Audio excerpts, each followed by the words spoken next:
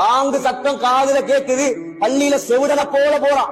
இப்ப போறார், இந்த பணம் தான் பெருசு, காசுதான் பெருசு, அல்லா பெருசு இல்ல, கடைதான் பெருசு, வாங்க சொல்லி முவத்தின் தொழில் அது. அவர் சொல்லட்டுமே, எந்த தொழில நாம் பார்க்கணும். எவ்வளவு உரிமை! அல்லாஹ் கூப்பிட்டு வராமல் இருப்பதற்கு உரிமையை நம்மிடம் தந்தது யார்? யார் சகோதரர்களே? இந்த ஜுமாவில் முடிவெடுங்கள். உங்களை நீங்களே ஏமாத்திக் கொள்ளாதீர்கள். ஒரு ரூபா காசு வராத உங்களோட கபருக்கு 1000 ஏக்கர் காணி இருக்கலாம்.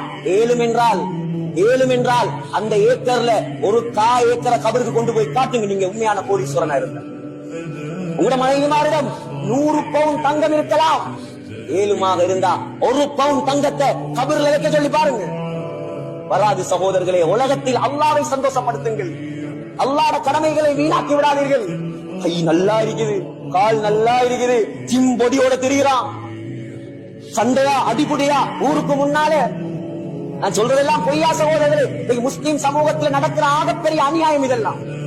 கைய தந்தவன், கால தந்தவன், ஆரோக்கியத்தை தந்தவன், இவனுக்கு ஒரு 5 நிமிஷம், ஒரு 10 நிமிஷம் நெத்திய நிலத்தில வச்சு சதிகா செய்ய வக்கில்லண்டா எங்களை விட துர்ப்பாக்கியவான் இந்த உலகத்தில் வேற யார் இருக்க முடியும்?